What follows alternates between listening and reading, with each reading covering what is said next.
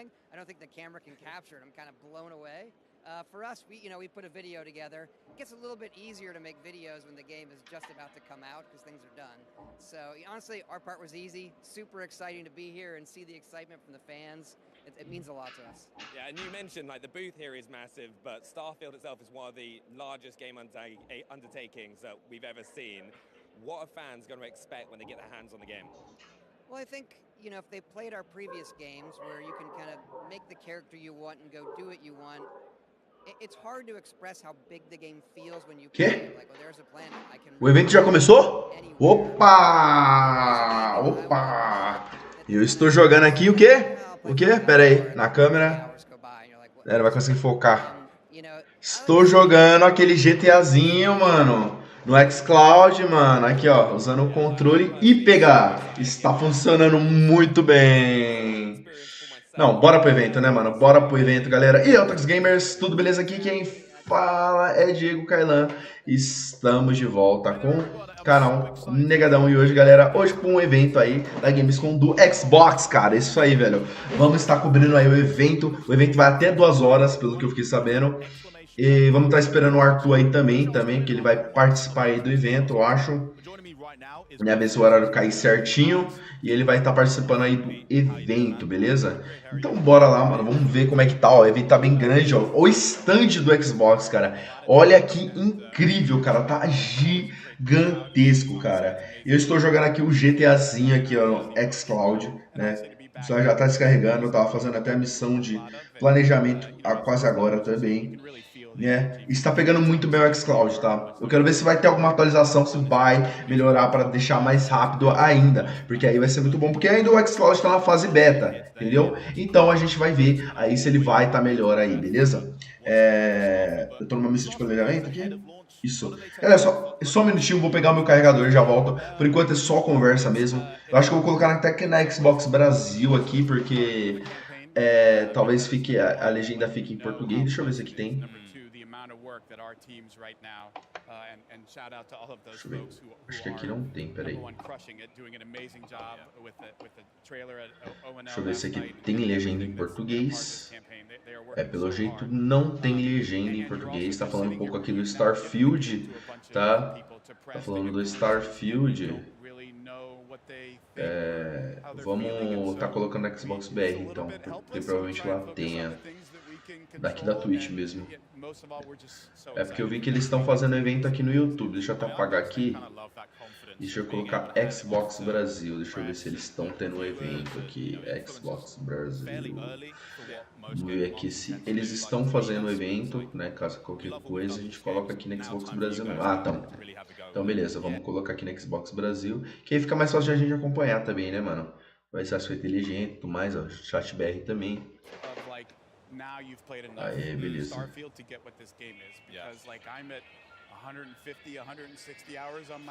Cadê a legenda, meu nobre? Aê, apareceu a legenda. Beleza, galera, já volto aqui, tá? Já volto rapidinho. Só vou pegar aqui o meu carregador pra gente tá tudo certo. Tá, aproveitar que tá no anúncio aí, beleza? Já volto. One of the few things they will tell us is, yeah, you weren't kidding how big, like, I can't believe how big it is. Yeah, it's content and exploration, like, no matter how you want to play, there is so much for you to do in this game. You mentioned Opening Night Live, and we'll talk about it in a sec, but I just kind of want to know why it was so important to bring the experience of Starfield that you have to this audience here at Gamescom. I mean, for one thing, like, our games have always done really well in Germany. It's obviously, it's a really well-known PC market, and we obviously came from being, an indie PC developer and publisher before we were anything else. Beleza. And role-playing games and what they mean in Germany, it's a very popular genre, and across Elder Scrolls and Fallout, Bethesda Game Studios has got a really big following in this territory, and for all the folks who come to Cologne who aren't in Germany, and we just felt like this close to launch to try and do something special for them. Seguindo o nosso tutor, todo mundo está aqui vem pra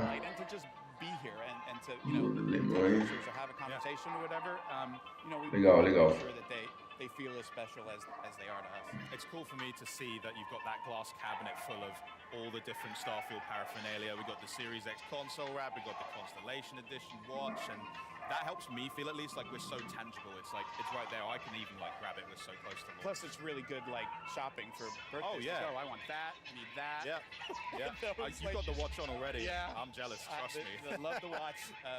Yeah, we're really excited both for like how good the game is, but the way in which Xbox has supported us with console wraps and like the controller and the headset is the best piece of hardware. They are so good. I use them nonstop. Yeah. Full credit to that team. But across Xbox, the way that they have stepped up and supported and amplified Starfield in every way possible has been just awesome to be a part of. We're so pleased for all of the support that they've given us. You're just helping me dress my entire house in Starfield stuff at this point, so I'm happy enough as it is. Yeah, absolutely. We did get to see quite a lot of Starfield. You had a new trailer last night at Opening Night Live. Todd came on stage to chat a bit more about what that opening sequence looks like, that players can expect. But why don't you catch us up more on the news of the day, really, for Starfield? Yeah, I mean, first of all, I want to say, I am a few weeks away, whatever the number is, 6 or 7, from 24 years at this company. Vai, estamos todos ansiosos pro Starfield. Eu quero saber se ele vai estar no Xcloud, cara. Eu sei que ele vai estar, mas eu quero saber se ele vai estar no lançamento. Porque ele não tá no negócio. Fala aí, velho. Quero saber. The tone that it hits, the way that it hits that feel of not just what it's like to play the game, but sort of the hopefulness, the lifting others up. I think it's brilliant. But it's not just that. It's hey, we've got wraps for your Xbox console. Something Xbox has never offered that look really great. We've released a bunch of new wallpapers, desktop wallpapers and phone wallpapers that have been made. We are now in the point, I said last night to the folks after dinner, there is no emergency brake anymore on this launch, folks. We're a go whether we're ready or not. So everybody, make sure your seatbelt is fastened because this is happening and it's, there are very few chances. Todd and I try and reinforce this to our respective teams as much as we can. You don't get many opportunities at a game like this. Games of any kind, is a finite. Uma coisa, só melhora o punch lag aqui do controle que tá complicado, hein, mano. Jogando aquele GTAzinho aqui, fazendo aquela corridinha básica, né? E punch lag aqui tá, nossa senhora, atrapalha um pouquinho. Mas pelo menos dá pra jogar ali. Eu já matei, né, umas pessoas aí no online aí, dá pra jogar. Out there, and it often gets described as, it's an open world game, but that feels like a bit of a disservice because it's not just the one world, it's thousands that we can explore and just sprawling open world experience across a real good portion of the galaxy. I mean, what is it like to actually que a gente vai pra cá? Such an endeavor as that, where it's grand scale that we've seen and all the detail as well. Yeah, I mean, as you all have seen, as you've watched how we've talked about Starfield, it really required us to push ourselves in terms of how do you get the rest of the world to wrap its head around a game of this size and scope. I mean, it is literally, it feels when you're playing it almost like there are a bunch of different games inside of one game, and I get to decide how much time I want to spend in a way that you haven't really seen in a Fallout or Skyrim. I mean, those things are still, I can spend all my time just picking flowers in the Elder Scrolls. Yes, you can, but it doesn't feel as wholly different as the entire space game that exists, the entire live on a planet, just like the freeform. Vai, chegou aqui. Beleza. It's just amazing to see how it all comes together, but explaining that to folks in a way that is digestible. It's how you end up with something like Starfield Direct, which, I mean, it's basically a feature film that we created just to explain to folks and to talk to folks about, not just explain what the game is, but do it in a way that I just thought was really authentic, and hearing from the people making it, how they think about both creating it, how they think about playing it, tô batendo em tudo aqui, seeing the way that resonated with players, I think was really Nunca foi muito bom em jogo de corrida, né? Mas, pelo amor de Deus, né? Radiant Quest systems and just allowing those new and unique experiences for people to have, no matter where they are in the galaxy, whether they are just flying around in space, whether they are out there just maybe. Nossa, horrível, cara. Looking at new fauna, flora, etc. It's a really cool way to involve them in new stories that they perhaps weren't searching for, but now they're being like collided into, and it's just Sabe o engraçado? Parece que o carro gosta de ir pros lugares que tem negócio pra bater, tá ligado?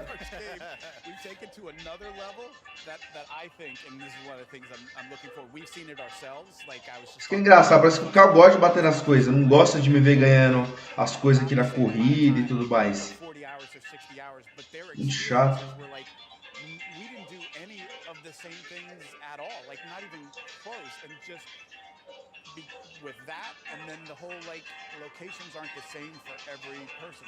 Peguei um carro muito ruim também, Turismo R.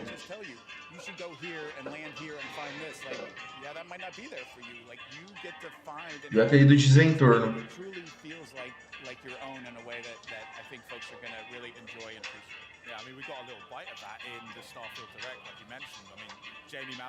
Deixa eu equipar a arma.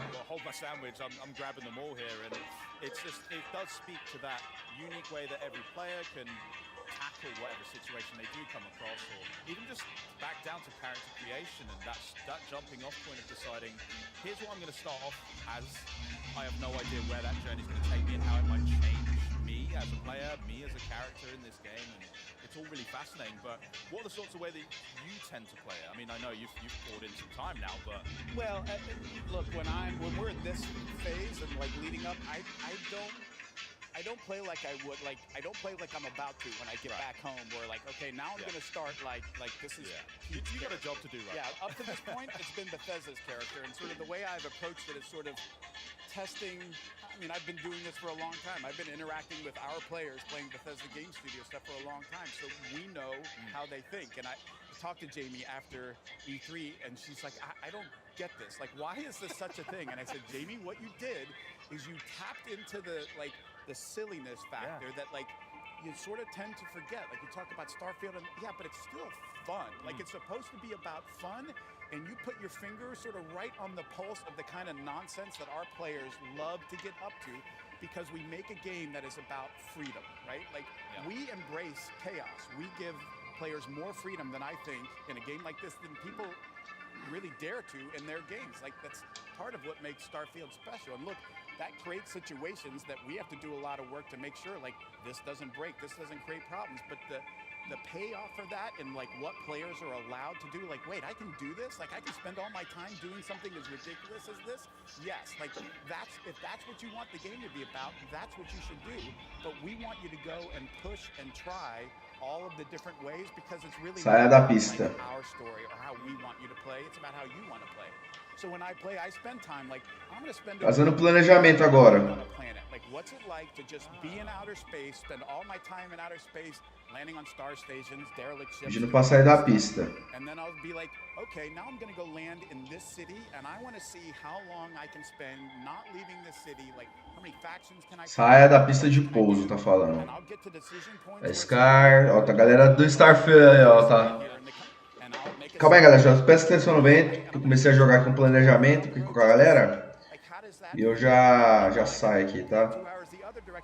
Só esperar ganhar a missão aqui. Já vejo como é que tá a live também, né? Importante.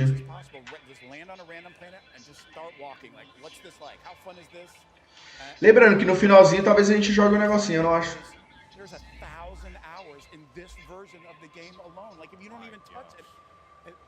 It's crazy. And like my one piece of advice to folks is do not ignore your activities. Like that's almost it feels like throwaway stuff that the game is giving you. Like there is some amazing stuff in there that isso aqui bateu, né? No meu carro. Tá. Take you to some amazing places, amazing stories. We encourage you to play this like any BGS game, which is like do what you want, go where you want, test the game, you know, be the kind of player, the kind of person you want to be in this world, and see what happens. I get chills thinking about what I'm going to get up to. It's going to be a lot. We cannot wait to see all the stories and how people choose to express themselves in this game. It's going to be amazing. I got one more question I just have to ask you. Okay. I know you're a fan, but are Arsenal going to win the league? Yes. You heard it here. Thanks again, Pete. Remember, though, you guys can play Starfield day and date on Xbox Game Pass and PC Game Pass starting September 6th. But if you can't wait that long like me, early access is going to kick off on August the 31st with the Digital Premium Edition, Digital Premium Upgrade, or the Constellation Edition. But coming up, we've got Blizzard here to talk Diablo 4. We're celebrating 10 years of ID at Xbox titles, and Phil Spencer himself is going to stop by to talk new releases and what he can't wait for fans to experience here at Gamescom.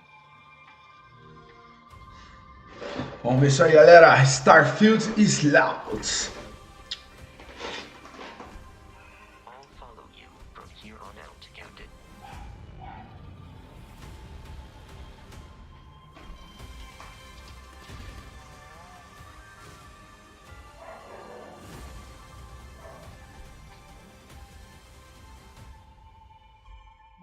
PC, tá. Starfield vai estar no PC, isso que eu vi.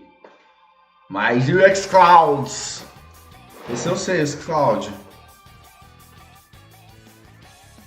Would you believe me? I said that a day consists of more than 24 hours. That's the dark hour. A time period hidden between one day. Legal, mano. Da hora jogar GTA no celular, velho. Tá muito da hora, velho. Muito bom, cara. Xcloud, vocês estão de parabéns, cara. Tá rodando liso, tá liso. Liso, perfeitamente, mano. Perfeitamente. Tô gostando demais. Aí o Persona. Ah, Persona é lixo. Pelo amor de Deus. Persona, cara. Espero o Pedro entregar o Velum. Velum.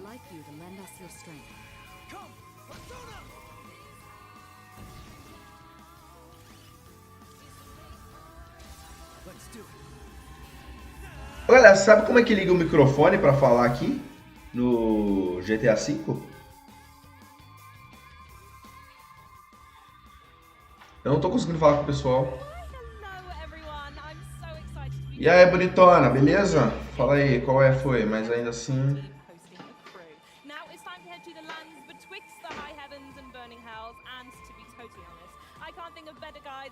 Que a missão já terminou, só deixa aqui rolar.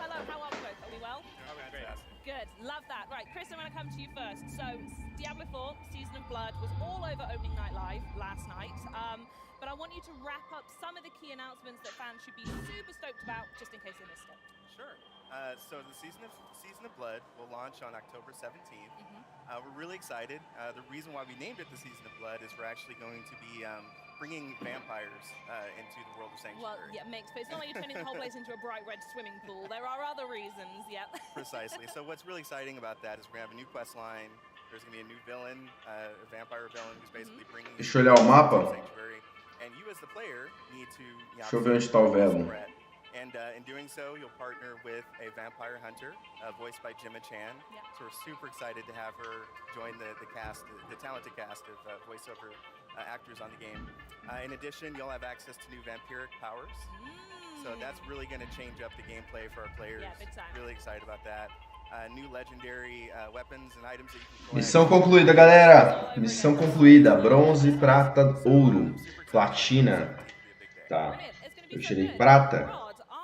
É porque também é pra jogar no celular. Se tivesse jogando no console, seria outros 500 inativamente. Mas pelo menos peguei mais um nível aí no GTA V, tá? Peguei mais um nível aí.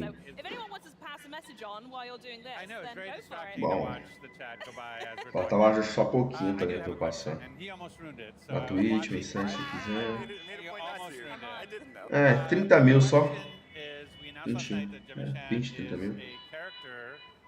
In the Season of Blood, what is the name of that character, the vampire hunter who is going to guide you through your journey of the Season of Blood? We did get close to that then, huh? We did. Yeah, well, maybe people weren't listening. Maybe I thought. There you go.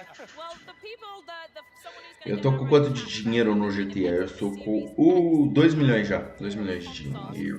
Pouquinho. Aí, ó, a Series X, a versão do Diablo.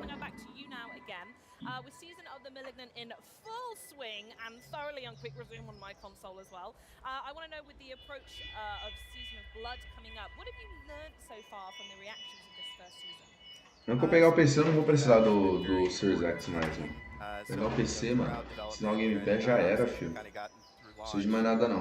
We've been very keen on understanding what are the emergent themes, what are the Tranquilo. pain points that players are experiencing, and how do we fold those fixes into our future seasons. And so for Season 2, there are a number of quality of life improvements that we'll be adding, in addition to all the really cool content.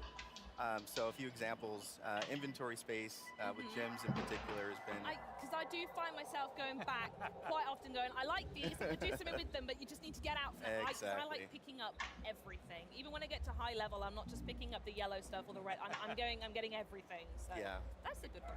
Yeah, so we'll be making some changes there to make that easier for players to manage. Similarly, there's like some improvements around... Você agora do jogo, matei cara. Resistance isn't vulnerable for players. So yeah, just always Bem trying bobão. to look to improve, take stock of the things that are pain points and how do we make that better for the future. Vamos ver o diabo aí agora. Bom, parei de jogar um pouco no Xcloud, galera. E é isso. A gente joga aqui no PC, tá? A gente joga um pouquinho no PC. Né? Dar aquela testada, né? Pra se preparar para o aquecimento pro Starfield. Quando o Starfield vir aí, a gente dá aquela jogada marota, né? Por enquanto tá tudo certo, o Xcloud está pegando tranquilamente, cara. Só por enquanto. Beleza. Vamos só ficar vendo o evento aqui. Prestar atenção. Só ficar vendo o evento aqui. Só prestar atenção agora no evento. Vou até avisar o Arthur. O Arthur já tá em live, tá? Oxe, mas eu...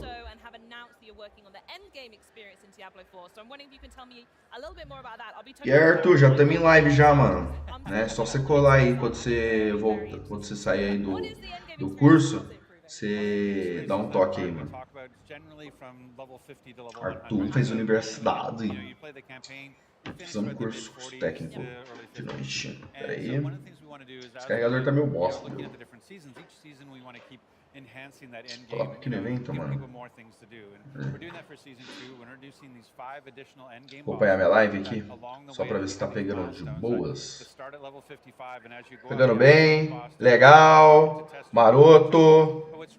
Essa vai ser a resolução pro Starfield 720 a 60 FPS.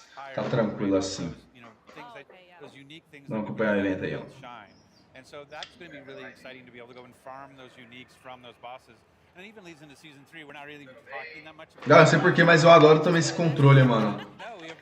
Esse IPG aqui é muito gostoso de jogar, tá? Ele é muito bom, né? Tem uma pegada macia, né? Bem gostoso de jogar. Sério, bem legal. Os gatilhos deles são bem legais também. Gosto demais. Então, quem tiver a oportunidade, pega esse aqui. Se você quiser jogar o Xcloud lá, pega esse aqui também, que esse aqui é muito bom. Tem aquele lá do Xbox, né, que tem também, é o X2 Pro, acho que é X2 Pro, não sei, X3 Pro, não lembro. Agora mais, né? Mas acho que é o X2 Pro. Depois você dá uma olhada, aí você dá uma olhada aí nesse X2 Pro e vê o IPG. Se tiver mais barato ou tiver preço melhor, você pega, mano. O X2 Pro é bom, que ele é aquele lá, né, que você junta assim, né, você conecta ali, tem a entrada tipo C, você conecta no celular e joga assim, ó, né. Esse aqui não, esse aqui você abre aqui a alça, né, coloca o celular aqui e joga, entendeu? Eu nunca testei esse X2 Pro, né, quero até pegar ele algum dia pra comprar ele, né, vamos ver, vou dar uma olhada. Yeah, I like that. So it's pretty awesome. And to see even like Whoopi Goldberg, mad at me because I didn't support it on the Mac. Pô, esse stand tá lindo, mano, na moral. Esse stand tá lindo. She apparently was not happy with us. You didn't have a crisis com plan for that one. No, I mean we sort of reached out to say like we can help you with this, but anyway. So it's those sorts of things where you just go like, this is crazy the level, and when we saw that Halsey and Suga collab, and there's a chance they could be nominated for a Grammy. Like that's crazy, right? To be part of video game marketing, but that was really what we think about Diablo. Is like it's been around for 26 years. And we really think of it more as an entertainment. Marketing, quando a gente pensa em Diablo, not just the game industry. And it was really nice to be able to elevate it while we were launching. Galera, eu vou gravar só esse evento, tá? Esse é o último que eu vou gravar da Gamescom, eu não vou gravar todos, tá? Até porque são muitos eventos que vão ter, mano. Vão ser são 7 eventos no total? São 7? Ah, não.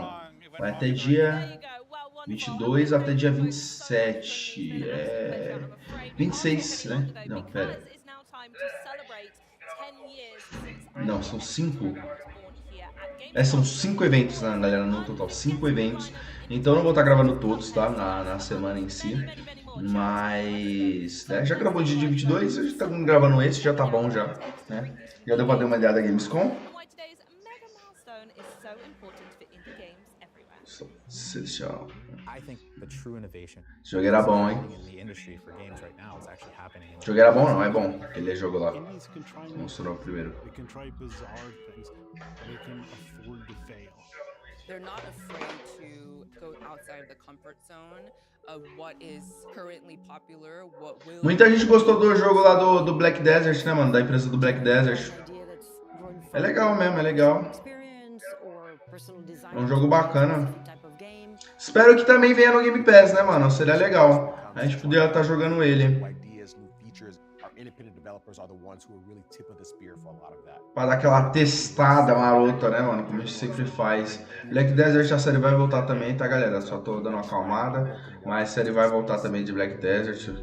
Que eu sei que é uma série bem bacana, que eu gosto de gravar aqui no canal. É bem legal, né? Nível Genshin, né, mano? Nível Genshin, ali Thor Fantasy, é uma série boa, mano. A de Black Desert que a gente faz aqui no canal. Legal. The Elder Scrolls, nem tanto que é um jogo muito parado assim, mano. É mais estilo Skyrim, né? Mas dá pra gente jogar também, dá pra jogar.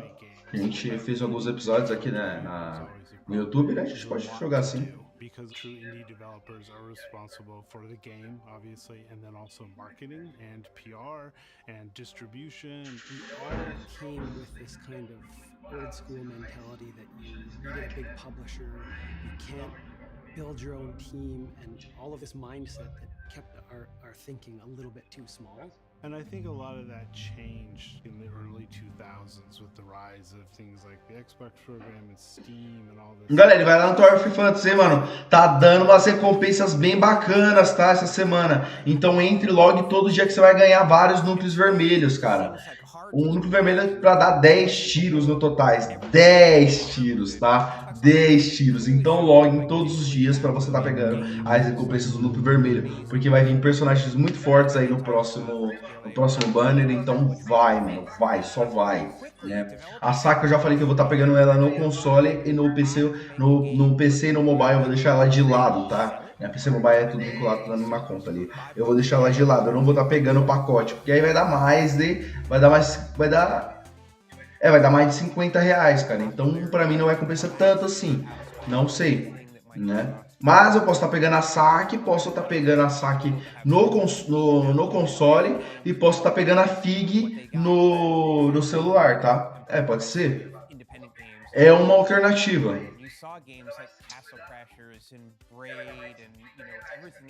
Por mais que eu quero muito a saque, cara, eu quero muito a saque. Eu primeiro vou ver quantos núcleos vermelhos. Vou primeiro dar os tiros nos 80 certinho, né? Se vier ela no 80 garantido, aí eu não preciso pegar, eu pego ela no celular mesmo, tá? A saque ou a FIG, tá? Que aí eu compro a caixa lá. Se ela vir nesses núcleos da manhã, porque eu tô dando bastante sorte no console, né, mano? Quem tá assistindo a série sabe. Que tipo de Xbox One é esse? Ah, é um protótipo. Ah, que da hora.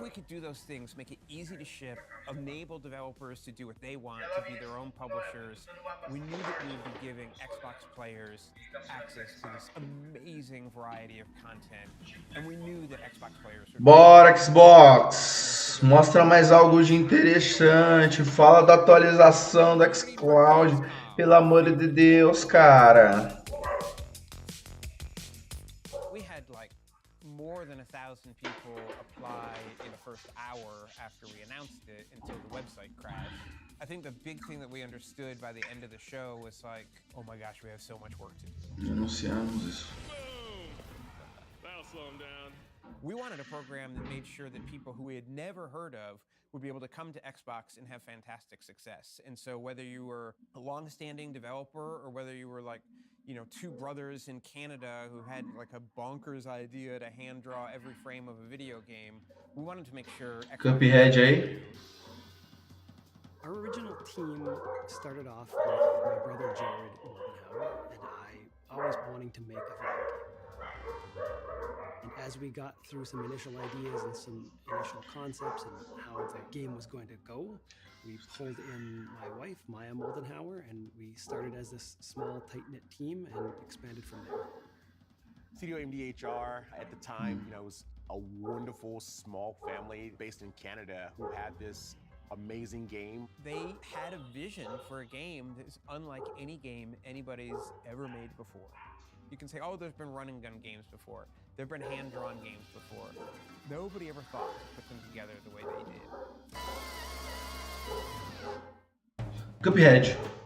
The art style of Cuphead was influenced heavily by the 1930s rubber hose cartoons.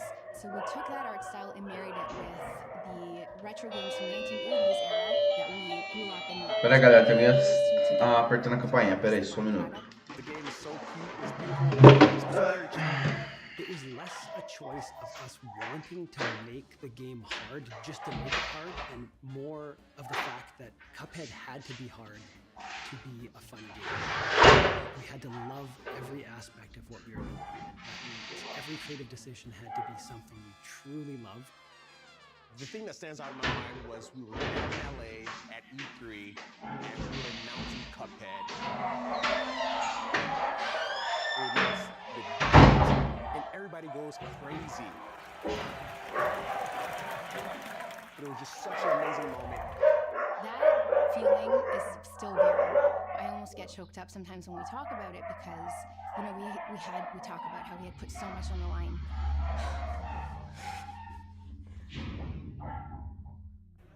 To step foot on that stage and not know whether or not we would ever even make our money back, whether or not we would ever be able to make another game, to see the fans' response to that announcement change the course of our lives.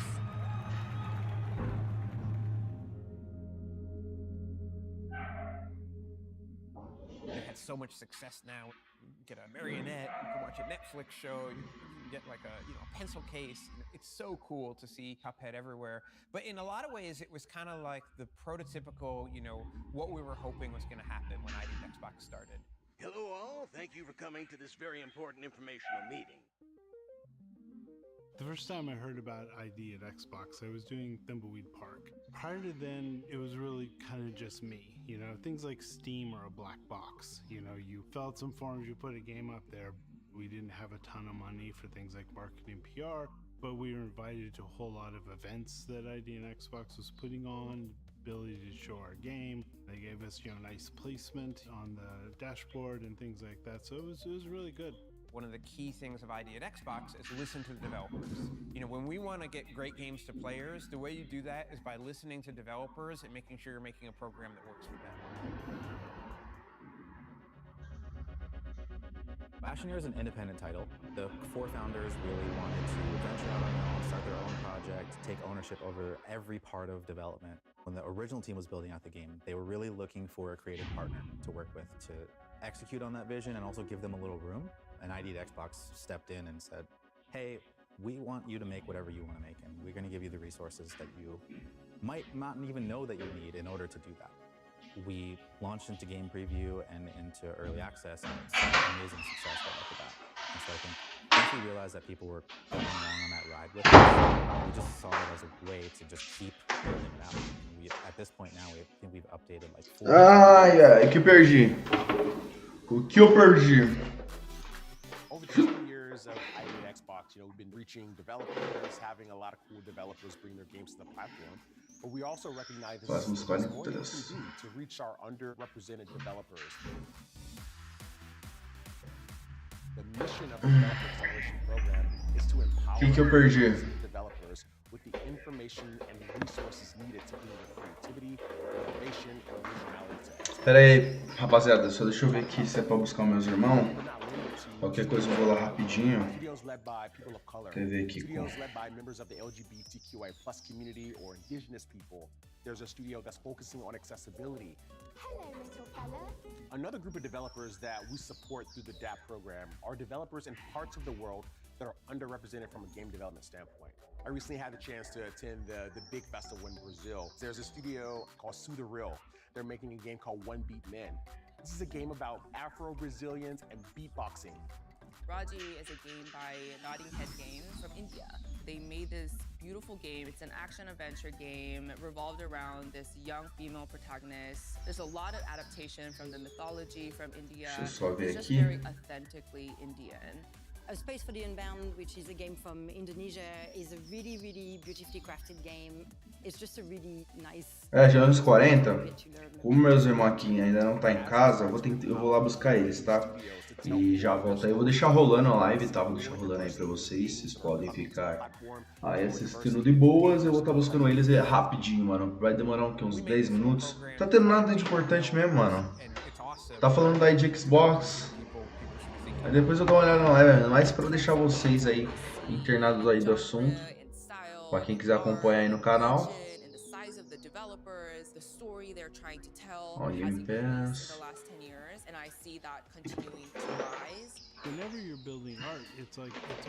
Que eu não sei se é pra eu ir buscar eles em si, entendeu? Por isso que eu vou lá, né? Então não sei, eu não sei, infelizmente. Mas eu vou lá. Companies like Microsoft to pay attention and help the independent community. It changes that. Deixa eu bloquear o áudio do microfone em si. Pra deixar vocês em. Não tá tendo nada de importante por enquanto, mano. Que jogo é esse? Ah, o outro lá, o jogo lá que é tipo Valorant, só que em terceira pessoa. Bem louco, eu esqueci o nome dele. Battlegrounds, não. Esqueci o nome agora. Bom, pera aí, galera, só vou bloquear aqui o meu microfone, né? Vou bloquear aqui, rapidinho. Entrada de áudio, né? Vou deixar aí o som rolando. The fact that we're still seeing incredible support for indie games just shows like how foundational they've become to Xbox and to the game industry too. So it's just super cool. Yeah, super cool. I totally agree. Speaking of memories, things like that, I hear there's quite a fun story about Gamescom and how you came about with the name Idea Xbox. Care to share with us? Sure. Yeah. So now it can be told. We changed the name of the program 3 times in the 3 days before Gamescom. So we started with a name, we all looked at it and trying to convince ourselves it was okay, and we're like, oh, that's not it. So then we had another meeting, we had our new name, and we were looking at it, and it was a 3-letter acronym, which we love at Microsoft. We have the Developer Acceleration Program, 3-letter acronym. But somebody just looked at it, a VP, and he just walked up to the whiteboard and crossed it out and just wrote ID at Xbox, independent developers at Xbox. You can't make it an acronym, you have to say it. It's just too important to like leave to an acronym. And we're all just like, that's it, we're ordering new business cards. And we ordered business cards for the 3rd time in 3 days, and changed all the press releases. And 10 years later, I think it was a good name.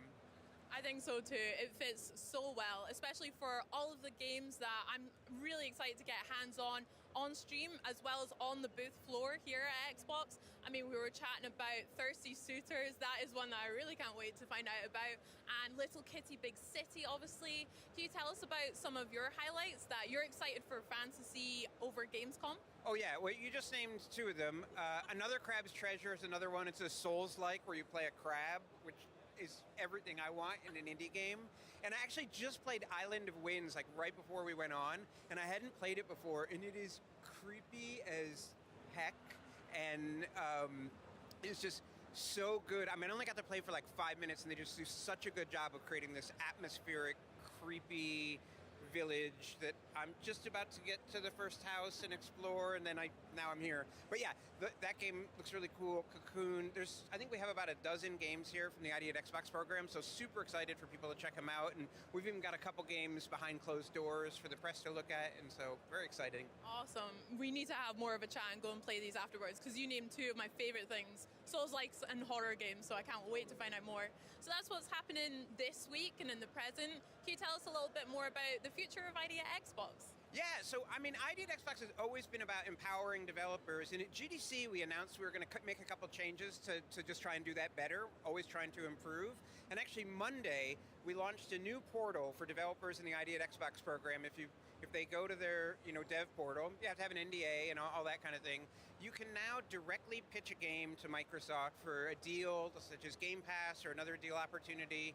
And it used to be that you sort of had to meet somebody or know somebody, and we're always eager to meet people, but we can't meet everybody, and now any developer is going to be able to pitch their game, and we think that's just a great step to making sure that we see all the awesome content, and that means we can find the best games to share with Xbox players. Sounds great. Definitely more accessible. I'm going to check out how to sign up as well. Where can developers find out more about that then? Yeah, if they just go to xbox.com/ID, they can learn all about the program. And if you go to our YouTube channel, you can see lots of cool games. We all love cool games. Well, Chris, thank you so much for chatting with us. We'll catch up over some games later. But we're going to find out more about 33 Immortals later today as well. Check out the latest maps in Flight Simulator. And I hear Phil Spencer's going to stop by and have a wee chat on the booth too. First, let's have a look at ID at Xbox's Steam World build and Worldless. You see all those stars up there? That's where we'll live once we escape this world. How will we get all the way up there, Pa? I'll show you, hon. First, how about we build us a nice little town? Okay, let's go.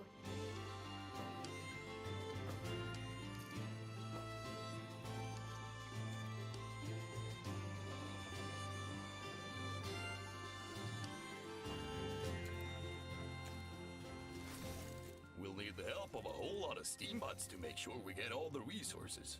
How will we do that, Pa? We're gonna find all we need deep in the mines.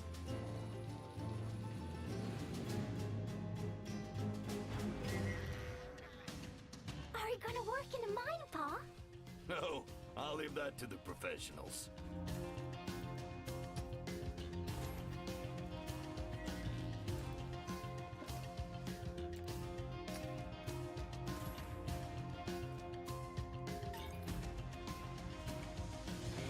Oh no! Monsters! What do we do now? Let's build us some defenses.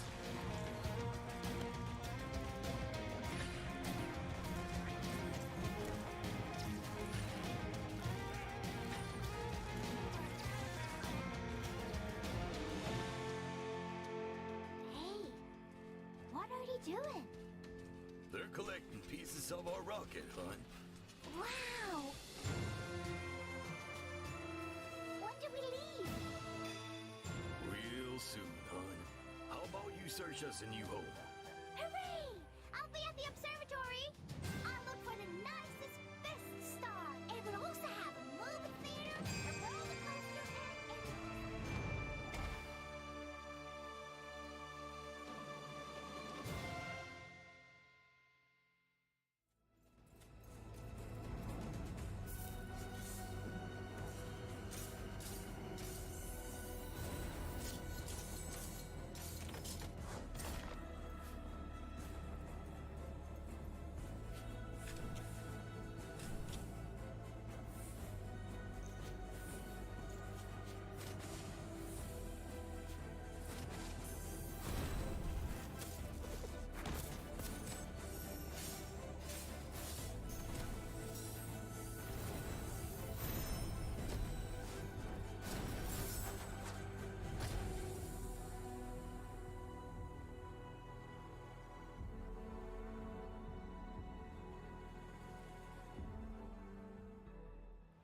Hello Gamescom, it's Melly and I'm so excited to help host this massive Xbox booth.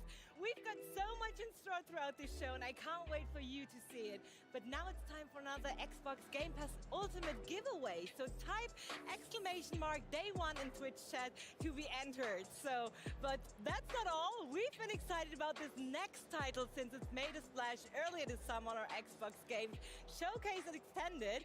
And now we're going to talk about 33 Immortals, and for that we have Nicola here. So Nicola, welcome. How are you doing? Thank you. I'm good. Gamescom is always fire everywhere. It's fun. It's energizing. I love it. That's so amazing. But first off, we got to start with a feature fans are excited about. So tell us more about pick up and raid. So what can fans expect? Yes, so traditionally, like in Raid, you have to like create a big group and plan a lot of things to like solve these kind of intricate puzzles. On our end, we want to try with 33 models to change the vibe of this and do a fresh take on this. Yeah. So what we want to propose to the player is that you open the game and you just jump into a fight right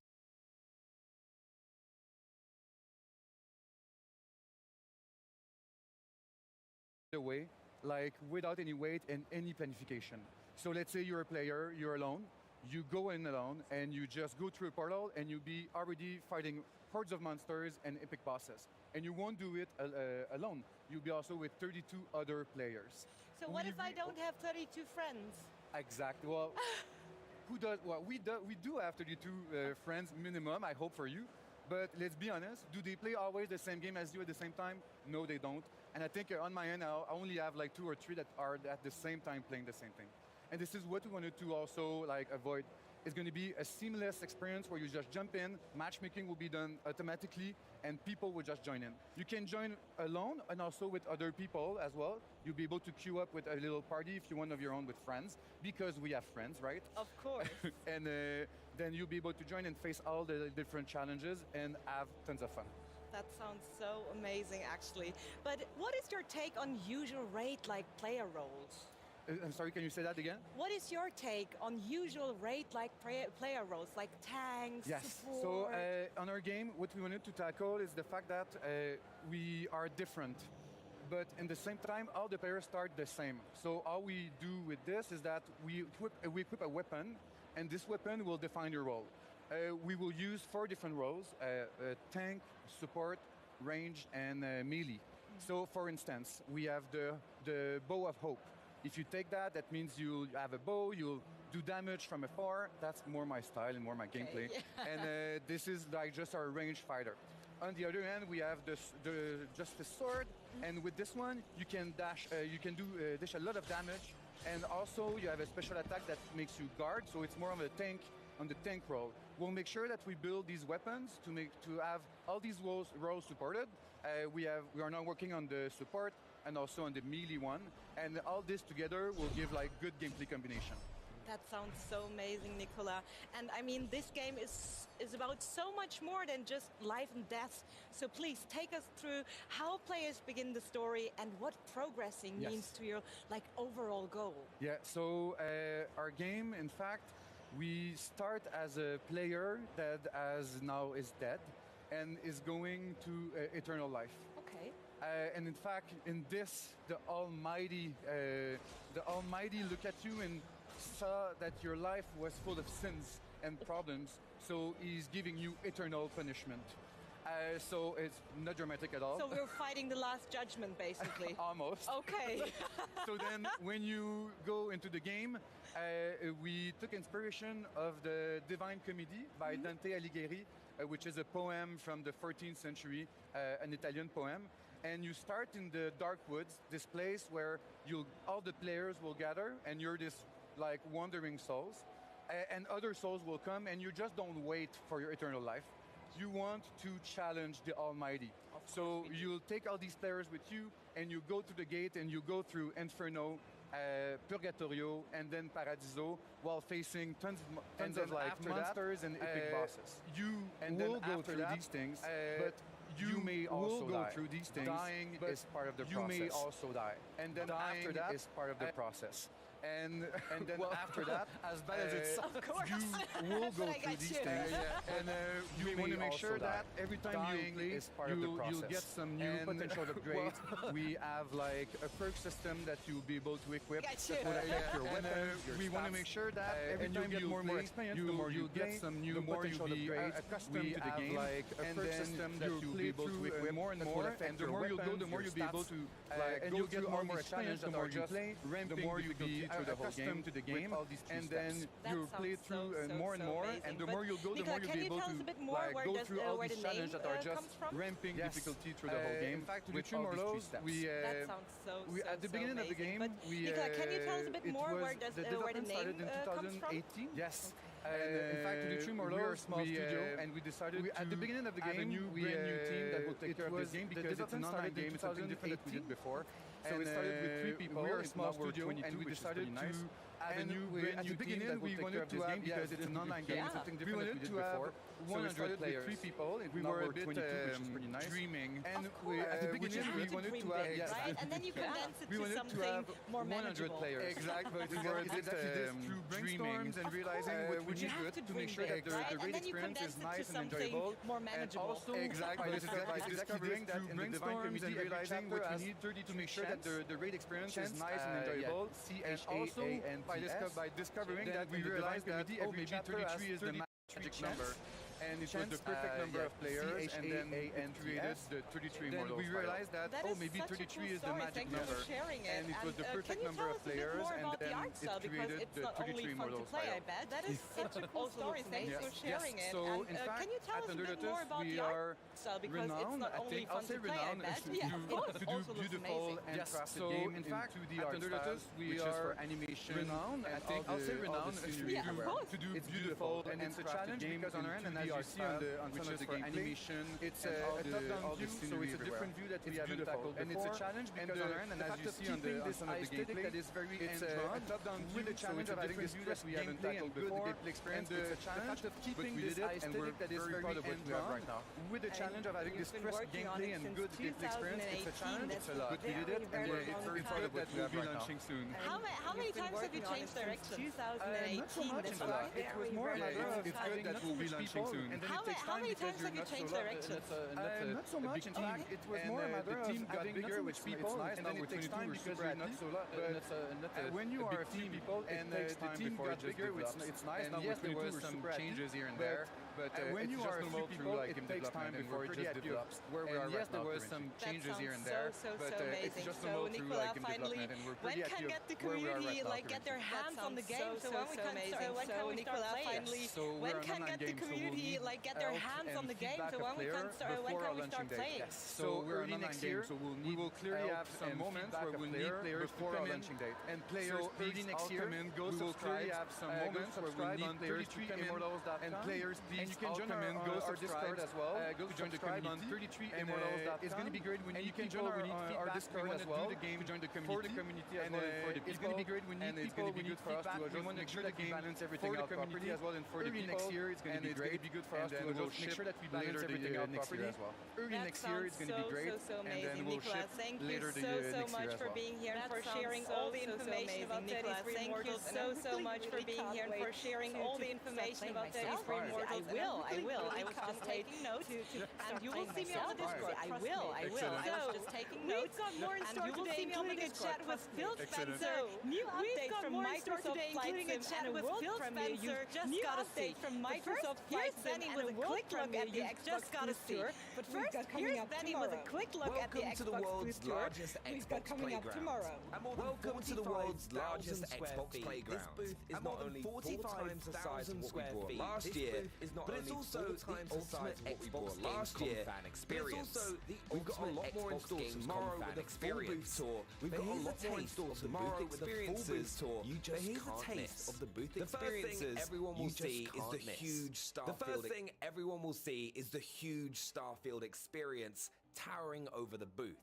This is a 300-person theatre where fans will be able to experience the opening of the game for the first time ever.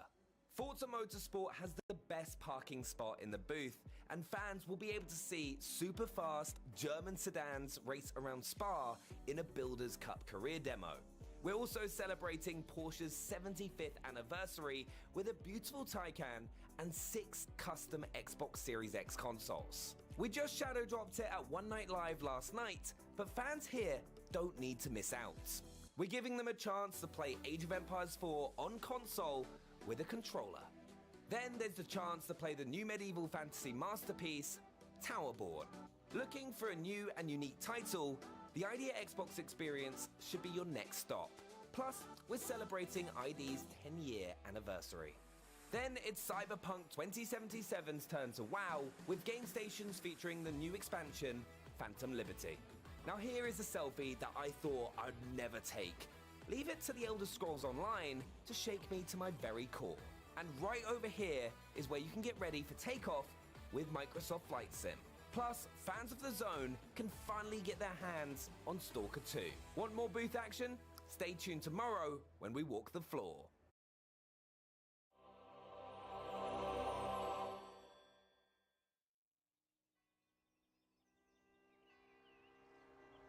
Our trail had led us from the Yorkshire moors to Berlin, Paris, and now the tiny village of Montségur, high up in the mountains of the Pyrenees.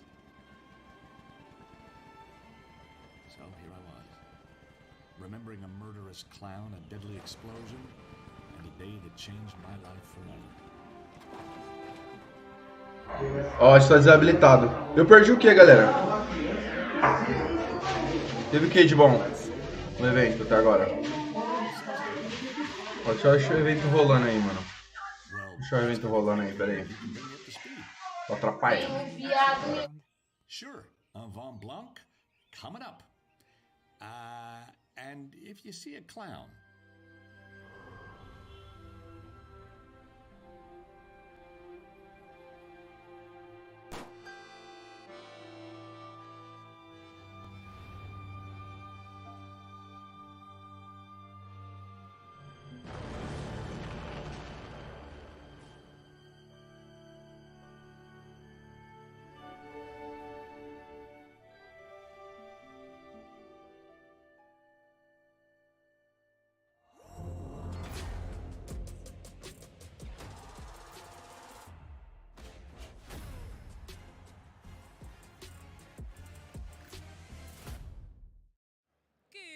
afternoon and thank you for flying with us. On your left of the screen, you'll see my lovely guest, York. Hi, York. How are you? Hi, I'm doing great, Bex. Good. And on your right, you'll see our giveaway that is now live in the Twitch chat. Now, York, it is great to have you back at Gamescom this year with Flight Simulator. You guys have really been soaring to new heights recently. Can you tell us what you've been up to?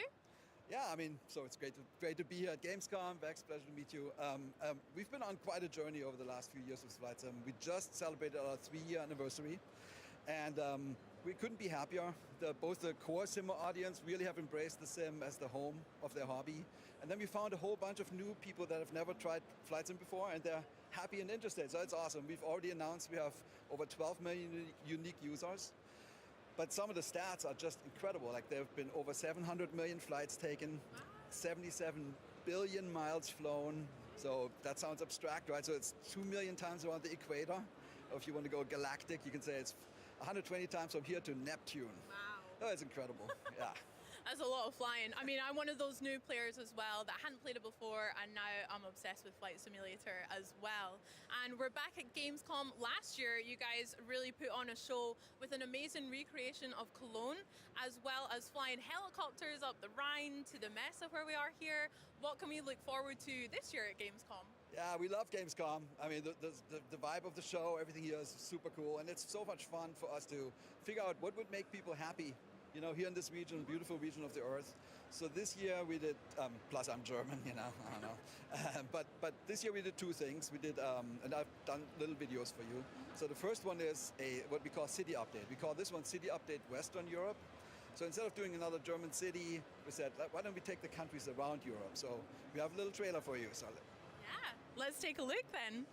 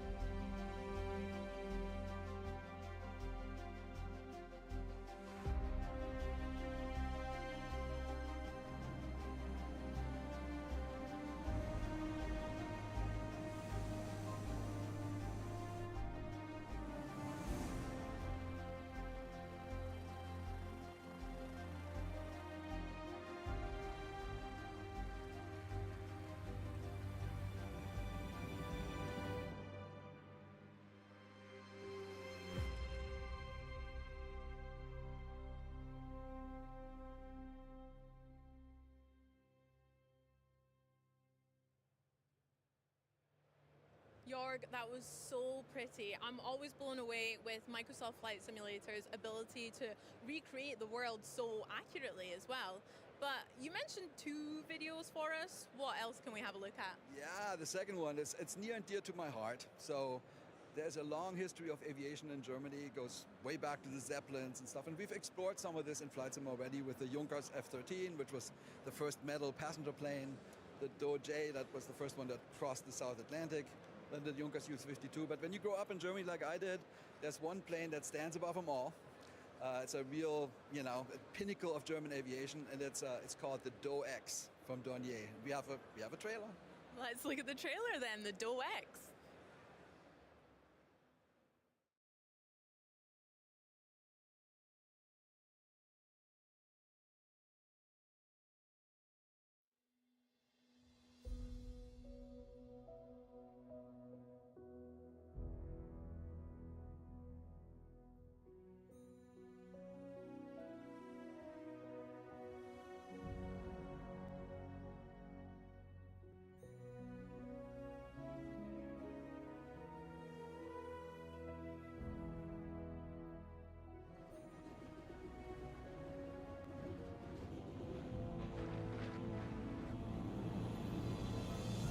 Uma revelação rápida pra galera do Torf Fund. Já foi liberada a personagem lá na China, tá? A nova personagem. Ela vai ser de... Eu não sei o elemento dela, mano. Não sei o elemento dela. Mas já liberou, já podem ver a gameplay. Já tá liberado no canal já.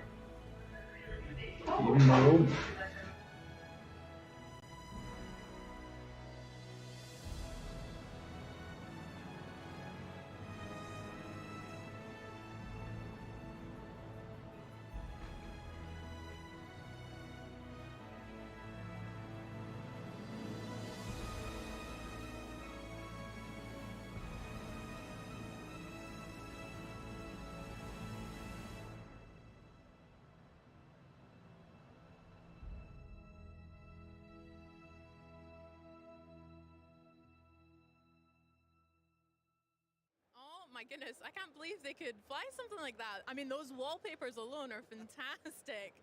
The city update and the Dornier, it looks so cool, especially the airport that a lot of us flew into here at Cologne Airport. It looks so cool. You must be so proud of it. When can fans get their hands on it? When's it's releasing? Well, so for the airport was for the people of Cologne. We made the Cologne Airport. Here we go. Enjoy. So just about the DEIXA a little bit more. So it was designed by famous aircraft designer Claude Dornier, and it was actually the idea was to compete with the big ocean liners of the time. Think Titanic and the ones that made it. So they built 3 of them, and what was interesting is it was only 3 because it was commercially not successful. But they took a famous flight. You saw it in the trailer. From Germany to South America to New York, and there was like all these awesome pictures of it at the Statue of Liberty and all that stuff. But all those planes were lost, and I really wanted to make this as a local legend, and I'd almost given up. I spent 2 years researching this, and I'm like, oh my God, I can't find anything. And then I was happily finding this individual, Peter Kielhorn, and he is the initiator of the DEIXA rebuild project, and he's also the president of the DEIXA Foundation. And they are trying to rebuild the DEIXA in true scale, in real life, in Hildesheim by the 100th anniversary. So in 2029 it's supposed to be done. And they gave us all the plans and everything. Because typically we have museums and we can visit those plans. Here was nothing. And just because of these people, I just want to say a big shout out. That is how we could actually create this plane and preserve it. Because we have this idea of digital preservation in Flight Sim, where planes of the past that are oftentimes lost can be enjoyed by generations of the future. So we did that. So happy with it. Jorg, that's such a beautiful story, honestly. It's so present, the passion and attention to detail that you and the team have in Flight Simulator. It's such a vibrant game from the last few years, but I'm curious what you think makes it so special. I mean, there's a Flight Sim community, and they make us special. So there's literally hundreds of thousands or millions of people. Their number one hobby in life is aviation. They know everything about planes. And they push us all the time. They want all kinds of details, and they keep saying we need to add this and this and this and this. That has been pushing us forward a lot, and it's super fun actually. And then there's a creator community, is also interesting because we have an SDK. So there's about 2,000 companies and individuals. They make airplanes, airports, all kinds of cool add-ons. And it's a vibrant marketplace. We have a marketplace in the sim that has over 2,500 add-ons. And that alone, that is keeping us fresh. Every morning when I get up, I go on the computer and say, what did they do? And it's always like, it's like opening chocolate. It's awesome. That's so lovely to hear. I mean, speaking about the future and what's coming as well, there is a new flight simulator that we can look forward to next year. Do you want to tell us a little bit about that?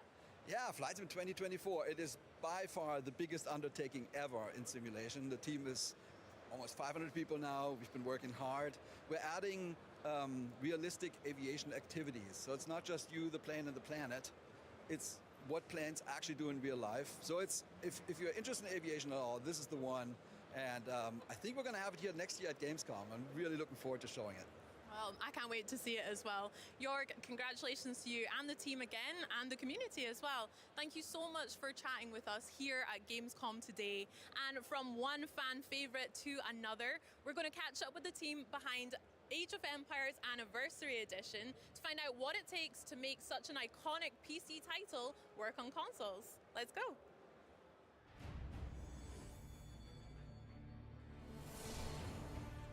Welcome to World's Edge, home to the beloved Age of Empires franchise. We've been on a journey to continue the legacy of creating world-class real-time strategy games that started over 25 years ago. That legacy is all thanks to you, the fans. You inspire us to develop new ideas and evolve our games. In 2021, we partnered with the award-winning studio Relic Entertainment to push the franchise into a new era with our latest title, Age of Empires 4. It was a global event that heralded a new chapter of storytelling and strategy. Age of Empires 4 humanizes the compelling stories from that historical time and presents a new perspective through engaging gameplay. It challenges you to make history your story. And what better way to do that than with a trebuchet? Did you hear that whoosh? In the first year of Age of Empires 4, we added new civilizations, new seasons, and features that fans were very excited about. But there was always something else that fans wanted. We kept hearing the same thing over and over. When are you bringing it to Xbox? We're so excited that finally all the content in Age of Empires 4 is now available on the Xbox console. But figuring out how to make it for a console audience was easier said than done. It was impossible to go to any social media platform where the Age of Empires account was posting, where there was not a comment underneath saying, when is it coming to Xbox? We knew that it was important, especially from the perspective of being able to bring RTS and Age to as many people as possible. We'd been talking about it for a long time, but it had always come back down to that key factor of getting RTS from PC and mouse onto a controller. You get the defensive stance like, you can't do this. Like, well, why do you feel that way? Well, I'm gonna have to like move a fake mouse around. Okay, we're not doing that. A controller is a drive mechanism. You're driving a character, you're driving a viewpoint. You are driving something through an environment. How do we make that work? How do we find a solution? We have these ideas, but we can't build the game internally. We're not a huge RTS studio, but we would love to go look for partners. And the first team on our list that we want to talk to was Relic about doing Age 4. Relic has been making RTS games for 25 years, and Age of Empires has always been a reference point. It's truly a global effort between so many different teams: Climax, Forgotten Empires, Relic, and the World's Edge. World's Edge brought in Climax Studios in the UK, who had a background in console games. Ah, mano, tá falando de Age of Empires, cara, pelo amor de Deus, velho. Mano, vocês querem esse jogo no canal? Vocês me falam, vocês falem. Tiver bastante gente falando, eu vou ter que colocar uma enquete. A enquete vai vir, deixa eu ver, meia-noite. Meia-noite eu faço a enquete, vocês me falam se vocês querem Age of Empires no canal. Né, que aí eu jogo. Prometo. If we were forced to port it, we probably never would have done it. Our challenge was we're bringing in Age 4, which has some extra complexities over Age 2. How are we going to make that work? What we found is we could actually use that framework to bring the game into its own. This game is basically redesigned from the ground up. Age of Empires 4 is a different engine. It wasn't just a case of doing what Age 2 did. We had to build it all from the ground up. You have players sitting in the living room away from the TV. We have to reconsider all the UI menus and all the in-game HUDs to make sure they're as legible, as high contrast as possible. The whole development team knew that micromanaging individual villagers was going to be difficult on console. We have introduced a lot of automation systems. All of us as game designers and game creators are always seeking that next thing. Like, how do we evolve the experience? How do we move it forward, right? There are two that really stand out. First one is called the Villager Priority System. The Villager Priority System is something we came up with in Age 2 because we were after that idea of like, okay, how do we stop the console player from having to do this insane amount of micromanagement of their villagers? Based on a pie chart, you can say like, hey, 50% of my people are going to go work on wood, and 25% are going to go work on food, and the rest are going to go work on gold. And they'll just start working on them. Now, if you want to change that, we've added all these cool settings for mid-game, early game, wood rush. That were designed by our pro players. So these presets are not just something that were slapped together. Or you can turn it off and do everything manually. It's up to you. We also have the site menu system that allows you to quickly issue a command contextually on the ground. It's context sensitive, so it'll bring up the right structure that you can build at that spot. In Age, you were always relegated to having to select a villager, bring up the build menu, click the item that you want, and then drop that build foundation on the battlefield. Now with the SMS, you don't have to do that anymore. You can literally pan the camera over to a spot, bring up your production radial, drop a build foundation there, and a villager will automatically be selected to start the build process on that particular foundation. The kind of magic to the radio menu is that it allows you to do many things at the same time. With the console version of Age of Empires 4, we also added a new find menu feature. This is a unique radio menu that allows you to quickly find and locate units or buildings or a collection of buildings in the midst of battle. Those were the primary things that the minute we had them working, we're like, those are in the Age 4 console. And we often joke between the designers that some of us even prefer to play on the controller now because it is so good. This was something bigger than a port. This was something that we had to approach. Galera, novidade, Starfield já está também no Game Pass de computador, tá? Já dá uma olhada já. Because of that, we knew we needed to design a new entry point. When we're making tutorials, one of the things that we always try to do is figure out a way to make them not now do this, now click on this. Like, how do we build it into the experience? He first needed to get a lay of the land. The Rise of King tutorial is a completely new story within Age of Empires 4. For a whole new audience, we wanted to bring them through an experience that was a great storytelling experience. A collection of large rocks caught Guillaume's eye. Wary of hidden threats, he decided to investigate. But also introduced mechanics to them in a progressive way in which they could learn from it.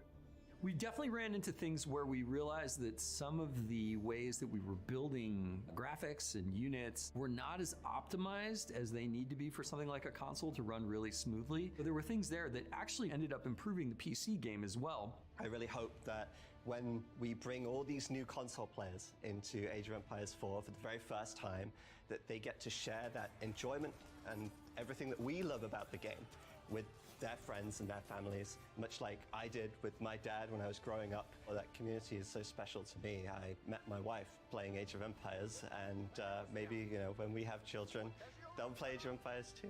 So my favorite thing about Age of Empires is the diverse civilizations that are represented. Even the language is representative of the civilizations for that time period. That dialogue grows or changes as the civilization ages up and the time periods change. I've worked in the RTS genre for over 29 years. I'm very genuine in saying that I actually prefer to play RTS games now with the controller. You get all of the campaigns, all of our civilizations, and most importantly, mods. Mods will be supported at launch day. Age of Empires 4 is available now on Xbox consoles and cloud. We took great care and attention to bring this game to console players, and we hope you're as excited to play it as we are to share it with you. There's never been a better time to pick up a controller and start making history. We'll see you on the battlefield.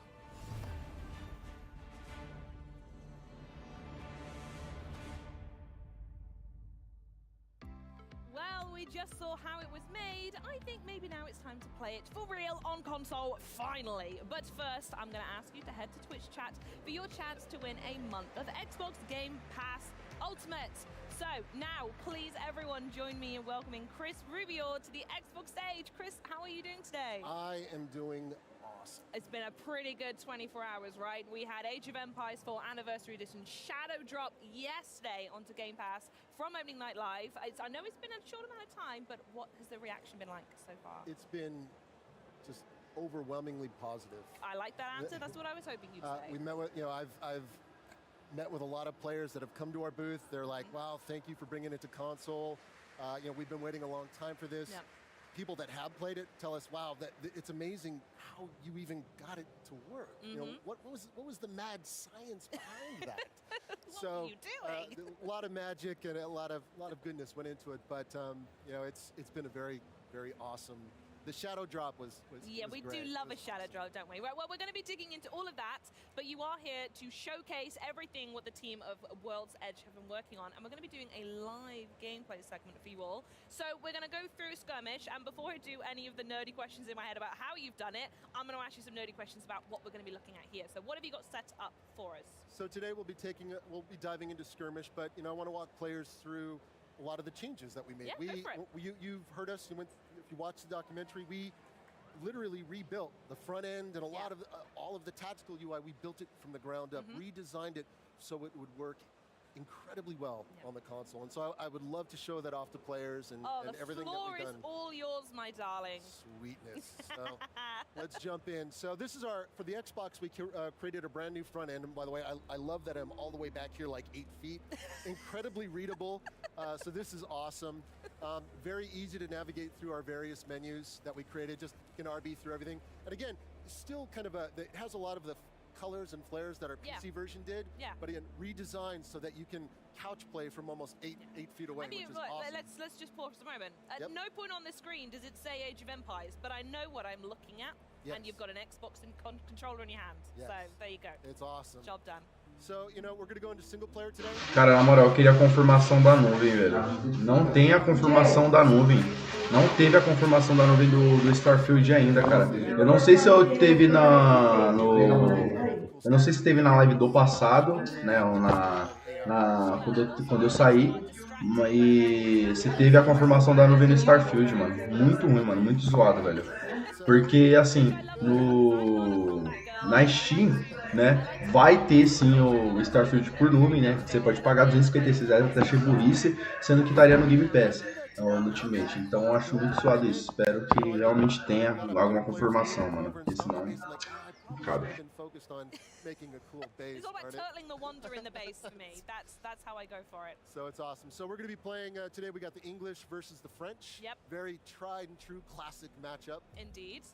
We're going to start with our base kind of already pre-made.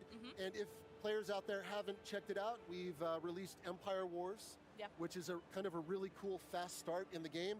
And Age of Empires 4 is a little bit different than Age of Empires 2. The civs are slightly more asymmetric. So Empires Wars was designed, each civilization starts and was handcrafted to start at the right start that you would expect them to be at that point in time. So a lot of passion and love went into making that mode super awesome. So what we see here is basically the base that I've set up. I got a bunch of workers right here in idle, but more importantly, it's like, well, what's all that UI on the screen? Because that is the first thing, especially so you go from PC gameplay, and if you've never played on console, Age 2 came out early this year. If you've not had a chance to play that yourself, it even looks different to that one as well as soon as you load in somewhat. Yes. So we've went in, we've made a lot of modifications, and our goal is to literally streamline the interface, but at the same time make it incredibly accessible and easy to read for couch play. Yes, so definitely. One of the first things any PC player would notice is like, oh my gosh, the resource bar is in the top center of the screen. It's on the PC, it's in the lower left. And we found on the console. Thank you for the ad. We found on the console that that placement is really nice, makes it super easy to read, and we got a lot of learnings actually came from Age of Empires 2. Kudos to that team for an awesome job that they did. So we were able to tap into a lot of that and literally kind of define out. So as I go through the screen in a clockwise motion, we have our resource bar at the top. We have kind of our tribute menu that you can access, with various commands. you'll also see a bunch of little helper widgets, and those were purposely done so there's, it's not mouse and keyboard. It is, you need to, as a new player, it's very helpful to understand which inputs you got to press to access various bits of functionality. The lower right-hand corner, that's kind of your tried and true mini-map. Indeed, yeah. You can expand your mini-map, which is a really cool bit of functionality. You can hold down the Y button. You can actually super fast scroll. It's seamless. Yep.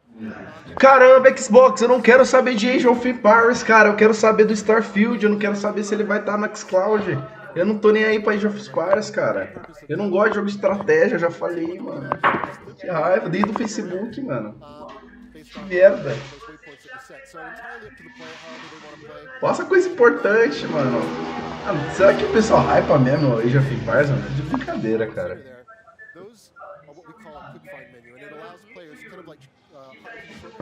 Mano, aceita até LOL, velho. Aceita até LOL no Xbox, mano. Mas Age of Empires, cara, pelo amor de Deus, mano. Bom, tá aqui, ó. Você pode jogar, eu posso jogar. Eu posso entrar aqui na nuvem e jogar. Vou fazer um negóciozinho, vou jogar um pouquinho. Aí talvez eu perca um pouco o meu preconceito de jogo de estratégia em console. Né? Porque jogo de estratégia é mais PC mesmo, né, mano? Eu vejo mais com PC, não console. Super simple. In fact, if we can for a moment, I just want to pause the game. We're going to cut away from the gameplay very quickly. Chat's probably going to know why. And I want to ask you a little bit about what work you've done in the background to try and get it to like the testing phase. And we even heard in that Vidoc just then that I think it's yourself or maybe a lot of other people are really, really excited about playing on controller now. Yeah, so we have, we've spent, I should say, both teams, Age of Empires 2 and 4, we spent many months and thousands of hours basically hammering away. We methodically went through the keyboard and mouse inputs and essentially broke them down, figured out how all of that would map and translate to the controller. And then once we got it all done on paper, after many months, we started prototyping, we started iterating, we started playing what worked, what didn't work, started throwing things out, bringing stuff back. So it was just a constant phase of development where we were just trying and experimenting. Aí, galera, teve um jogo. Peraí. Uma curiosidade. Galera, teve um jogo que a galera do meu curso falou pra eu jogar, tá? Que lembra muito Little of Nights lá, aquele jogo que a gente viu ontem. Que é esse jogo aqui, ó. Deixa eu ver se eu tenho o nome dele, se eu consigo achar. A galera do meu curso que recomendou ele. Falou que é um jogo bom. Ele tava mostrando lá que tem uma fogueira, esse negócio assim. Tem vários boss, assim. E ele é na pegada do Little mesmo, do Little of Nights. Esse aqui, ó. Blamberter Mountain King, esse aqui, ó. Tá aí no Xcloud também, dá pra jogar no Xcloud, né? E a galera recomendou lá, falou pra eu jogar, né? Que ele é bom também pra fazer live também. A galera recomendou que ele é bem macabro, assim, tem um terror assim meio Alice do País das Maravilhas, né? Do jogo lá que a gente jogou, né? Que tá na EA, né? Da EA, ou Alice, né? Tá nessa pegada, eu gosto de jogo nessa pegada que tem esse... É tipo cartoon, mas tem esse terror, sabe? Esse terror mais... Como pode dizer, um terror macabro, assim, eu gosto de jogo assim. Legal. Esse jogo é bem macabro, ele falou que é legal. Vou dar uma jogadinha nele. Vou dar uma jogadinha pra ver como é que é. Então bora lá, vamos continuar aqui? Continuar, bora, vamos ver. Essa bosta aqui que tá... Nossa, cara. Até uma hora não der a notificação do Starfield, eu encerro a live. Pelo amor de Deus, mano. I was saying to our creative director, I'm like, how did we not think of this 10 years ago? and we laugh about it. But that's how cool of a feature it really is. So how it works is you essentially bring up this really cool radial. You hold down the left trigger, press an RS, and it brings up this radial. And this radial has a bunch of different presets that are broken up into various kind of like pie chart-like fashions. These are all weighted based on resource type. So instead of dragging and dropping individual folks as they come out the village, it's just already managed. This is where it gets really good. I got it all set up. So that's amazing. So we're gonna focus in on this economic one, but if you can use these presets. They were designed by our pro players on our team. We have some basic ones that if you're like me, you can just kind of set it and go. Yep. But depending on phase of gameplay, you can actually shift in and out of You can presets amend, yeah. based on if I need more gold, need more Well, stone. that's need end game different- is when yes, you need more gold. You don't really need it at the start, yeah. And you can pivot your villagers accordingly, and this governance system will take care of all that for you. Now, of course, if you're super pro, you can go in. Which we are. Yeah.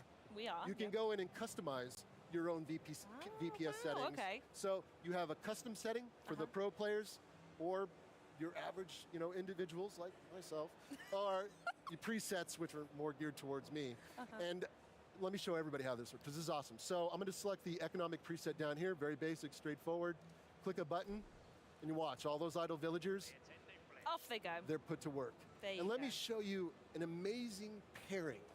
So you take the villager priority system and you combine it with a new feature that we added to Age of Empires 4 on the Xbox, which is auto-train villagers on your TC. So now you get auto-train villagers going, and essentially you'll be booming in no You're time. just showing off now.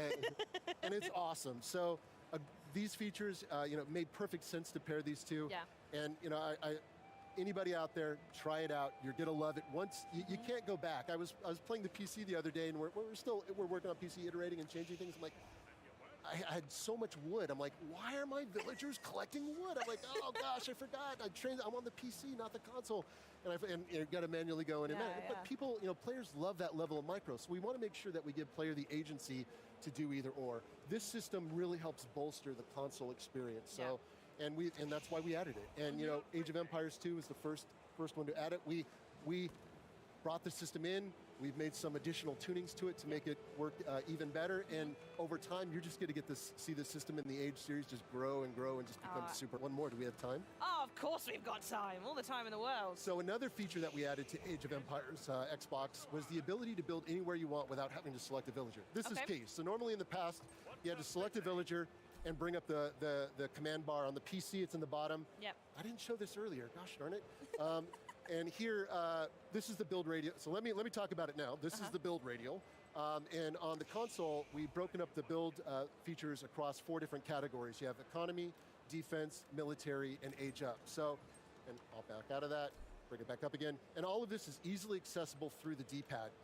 Purposely designed so players eventually can map all this in their brains to, just go to economy and eventually get it. So very well done.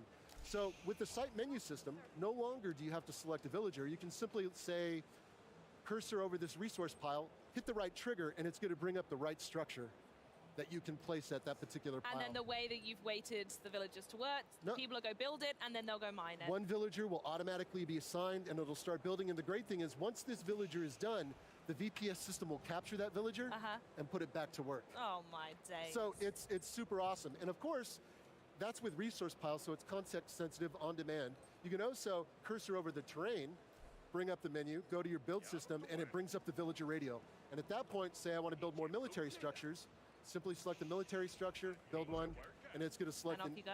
Nearby villager, and off you go. So again, some really awesome niceties that we added to the game to just further bolster the console experience and reduce APM on the player. So good. Now, there might be some people in chat who saw the news yesterday as well, who might be brand new to this whole experience, and there is a tutorial that's been added called Rise of the King. I wonder if we could just touch on that very quickly. Absolutely. So the Rise of the King tutorial was created for the Xbox experience. It's broken up across 5 different missions, and it was designed to teach players the basics, the core, your core inputs, your basic age concepts, as well as teach players the fundamentals like base building, resource management, and of course the biggie, combat. So it takes players through all of these different phases of gameplay across 5 missions. Now, we didn't want to just build an onboarding experience that was do this, do that. We wanted something that was narratively driven and tied into the historical component that we created for Age of Empires 4. So we decided to create a prelude to the main campaign of the game, which follows William the Conqueror starting in 1047, and it takes you all the way up to 1066 with a landing in England up to the Battle of Hastings. There it is. So when you move into the main campaign, you'll actually start off right where you left off in the tutorial. Oh, you lot are well smart. Well done. So the Xbox mantra that we all know and love is very much play how you want, when you want, and wherever you want. And that's very important because now we've enabled 2 and 4 of the Age franchise on Xbox consoles. How does it feel to be continuing to support that mantra? It's awesome. It's an opportunity for us to get Age in the hands of millions of new gamers around the world that may never have the opportunity to experience this game. Always wanted to experience this game, but for whatever reason, they couldn't. So now, through Game Pass and Xbox, they can go online, they can download it, and have a great experience. And so for us, it's, you know, it's an opportunity, a chance for players to play on the platform they want and play comfortably on the input device that they want. And comfortably on the sofa as on well. The sofa, which, by the way, sofa is super awesome. It's pretty good. Chat, by the way, I want to know, hands up in chat if you have got it installed, because I want to see everyone just get very, very excited. It has been a little bit of time since it's been announced, so fingers crossed you have. But before we go, I must ask, because I'm also very excited. I hear you've got a big announcement for us, something you want to share, maybe? I am thrilled. Thrilled and have the privilege of being able to announce to everyone around the world that the biggest expansion released for Age of Empires 4 is coming soon. It's called The Sultan's Ascend. It's a good name. Packed with a ton of content, and it's going to take players on an epic journey through the Middle East. Now, I can say stay tuned. That's all I can say at this time. Sorry, chat. We're going to release more information very shortly, as well as details on how you can go onto your favorite platform and wish list this baby up. So fantastic. Super excited, and please, you know, that's good. The expansion's awesome. I cannot wait to see more. Cannot wait to hear more. Chris, I also want to know when you go home and continue the skirmish, I want to hear how the fight goes. Oh, you do it, all right? Probably going to go terribly. Nah, I believe in you. I believe in you. Well, thanks again for joining us. And chat, please do not forget, you can play Age of Empires 4 Anniversary Edition on Xbox right now. You didn't think I'd be saying that a few days ago with Xbox Game Pass, as well as PC Game Pass if you haven't tried it out yet. Coming up next, I'm going to be chatting with the big man himself, Phil Spencer, so get mega excited. But first, it made a splash on Opening Night Live, so let's check it out right now. This is the latest from Starfield.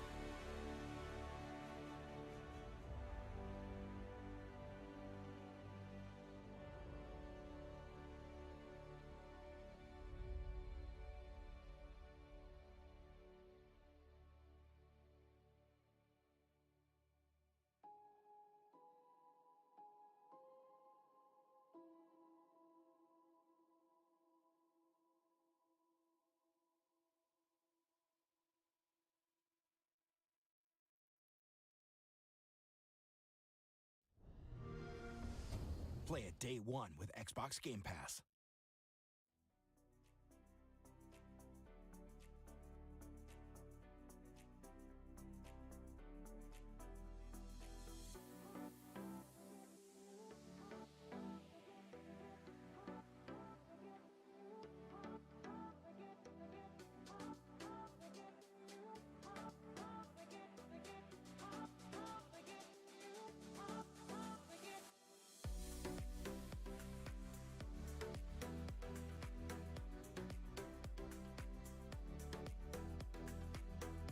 Você vê a diferença, né? Se fosse na BGS estaria lotado esse evento.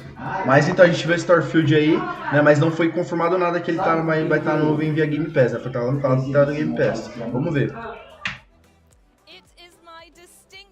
To welcome CEO of Microsoft Gaming, Mr. Phil Spencer, to the stage. How are you, my dear? I'm well. How are you? It's good to be here. So good. How's your first day of Gamescom? I mean, it's been exciting. I've had a walk around. I've looked at some things, but I've mostly just been sitting here talking Diablo and Age, and now to you. So it's like I saw the Age. Yeah, it's kind of like a 10 out of 10. Who was out here for Diablo? Diablo, it was Rod and Chris. Roderick was here. Roderick indeed. Yeah, good.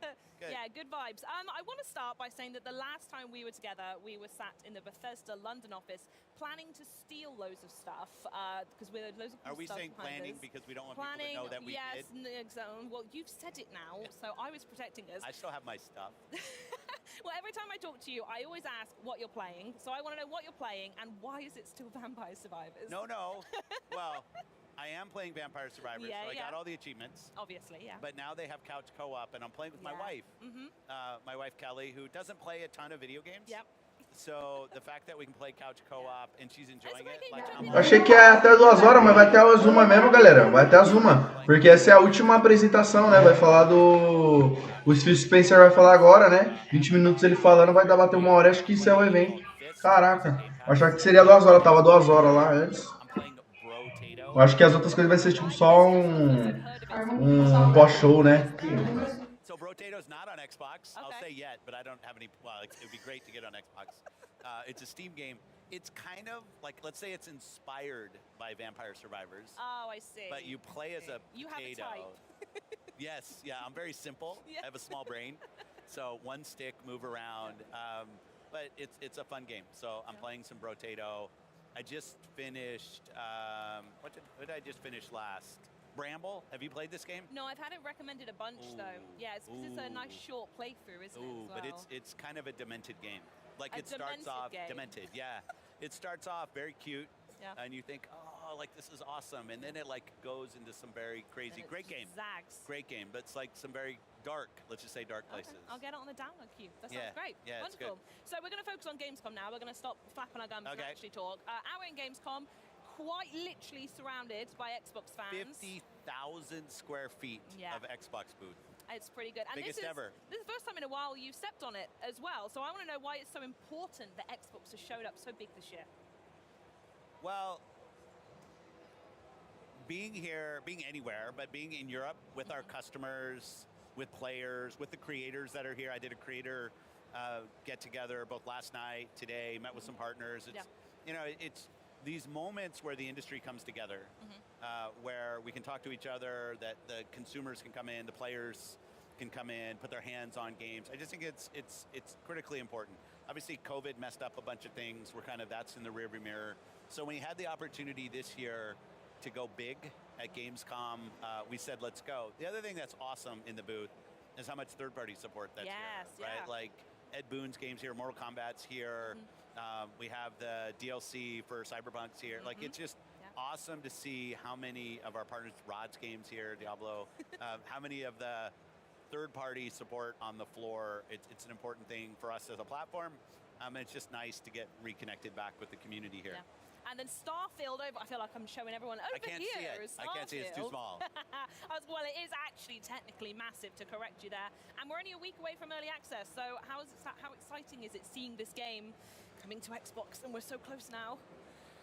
Yeah, we've been working on it for a long time. I've known about it for even before we partnered with. Ou é mesmo, hein? Diablo no Game Pass, hein, mano? Tá faltando, hein? Tá faltando. Né? Tipo, tá mostrando todo esse negócio de Diablo, devia estar no Game Pass. Só acho. That has the amount of buzz and anticipation that Starfield does. A lot of games you'll launch that are new IP and then maybe they build into their strength, but like there is just a crazy amount of anticipation. And the thing that I love is the confidence that the team has right now, like putting out review codes 2 weeks before launch, because it's a big game. And I'll be the first to admit, the first 3 to 4 hours are a little bit hunt and peck, figure out like, well, what am I actually doing? Then you get on a side quest or something, and like the game just like blows up in terms of its epic scale. So I love the fact that the team is so confident in giving reviewers time with the game before they're actually reviewing or just, talking about what they think of the game. Yeah, and just behind that, in the rearview mirror, if you will, kind of, I think that's how it works, Forza Motorsport's over there. Yeah. And that's out not too long after Starfield, is it? That's right, that's October. We did a take-home 2 weeks ago where we got the opening of the game. Looks fantastic. I'm a huge motorsport fan. Yep. And I'd say Turn 10 for us for a long time in our first party has really been a technical showcase. Like Chris Tector, the team, on the tech side, the stuff that they get the most out of the hardware, I think, of any of our first party teams. They just that's their focus, along with building a great racing simulator. And the game looks fantastic. And I can't wait for people to get to play. The ray tracing on track looks great. Giving people some options. You'll see all that as they kind of talk about more of the game. But Motorsport is something that one of those franchises I've played since the beginning, and I can't wait for the full release. Staple, huh? Yeah. It's Motorsport is chef's kiss. Well, and kudos to Turn 10. They started with Motorsport, expanded to Horizon, so now they built a sibling franchise to Motorsport. Yep. They've just done such a really good job of growing the relevance of Forza, both for simulation and arcade players. Yeah. Great job. Yeah, absolutely. So, Phil, I know one of the things in chat, and many of the fans really appreciate about you, is how much you love to play the games themselves. So I know just over here, you can't see behind me, we've got the Stalker 2 demo, and you've taken that for a spin as well. It's been 16 years since the original, so can you tell us what stood out to you? Yeah, Stalker, if you played the first game, has kind of a unique setting and story, and it's really nice to see what they've done in this build of continuing the lore of what Stalker is about, what your role is in the world, and kind of how the world invites you into what your role is and your kind of task. I'm trying to do this without kind of spoiling too much. But, you can spoil if you want. No, it's their game. I don't want to do that. But I'll also say, they're a dev that spends a lot of time perfecting the game in terms of the technology. I think they're still on that track. Yeah. They're still, obviously the game's not done. So it's, but yeah, I just love that they've done a good job moving the Stalker kind of world forward, but being very tried and true to what Stalker's about. Yeah, for sure. And to be totally honest, even under the best circumstances in games development, it's super tough. But for GSC, obviously, it's a bit more complex, their situation they've got there. So I want to know, what does it mean to you to see these guys get here and get a demo out of the door? Yeah, I've stayed in touch with the team over the years, and especially, as you say, the last couple of years, it's an emotional thing. Right? You almost feel hollow asking them about how their game is. Yeah, of course. When you think about the world and what that they live in, and what that studio has gone through and really continues to go through. I think for them, I see, and they've talked about this when I've talked to them, that building the game has kind of been a refuge in a way, and it's cool to see that. I hope it never gets replicated again in terms of something that has to happen. But I'll say for the team, the fact that they're here, I was playing, they were literally pushing a new build right as I was playing that build. So their attention to wanting to put their best foot forward, even under the most difficult circumstances. I have a ton of confidence in them, and they're on that journey. But it's it's an emotional thing when you're talking to a team that's going through. I don't want to talk about it in past tense, what that team is going through. So it's really special to me that they're here and that gaming can be part of how they're getting through it. Yeah, for sure. And as well as being here, there are so many communities for so many different games. Yeah. There are Xbox, you've got Sea Thieves. I'm doing it again. Sea Thieves over there. You've got an ESO over there. They can't see it, No, I know. I'm just There's actually nothing over I'm there. telling you where they all are. It's an empty, there's nothing here. And you're just Ignore the pointing green screen. It's an illusion. The grounded communities over there. It's actually not. But what's it like for you to see all of these communities come together? Community and gaming, to me, are linked. It's 100%. From my early days of literally going to the arcade. I'm the old guy, but that's the only way I could play that and Pong at my house. That's how I played video games. And there was a community in the arcade of hey, what's the new hot console? Not video game console, but actually arcade console cabinet that you're going to go play. And I love that today those communities, they're still physical. You asked, why are we here at Gamescom? Because we have a fan fest tonight. Indeed, it's going to be awesome with the local community and the people that are here. but also the virtual communities. And I think it's one of the unique things in video games, that video games can connect people across geographies, across races, religions. Like, it is just a connector of people. And when it's a game like a Sea of Thieves, like a Grounded, like a Flight Sim, so many of our games now have these Elder Scrolls Online, which has a big, over there, has a big presence on our show floor. And they've got a really nice table in there as well. They do that big round table. A really nice table. It's another one of the things on my list to see if I can pilfer. I won't lie to you. We should steal that. Yeah, we should. But the thing, I also want to make sure on the community side, it's not just about multiplayer games. Like you find, like think about Skyrim. Yeah. You know, Skyrim has an amazing community around it. And it's not because there's a bunch of PvP or PvE, right? It's people come together for their shared love of the world and the characters and the lore and their role in that.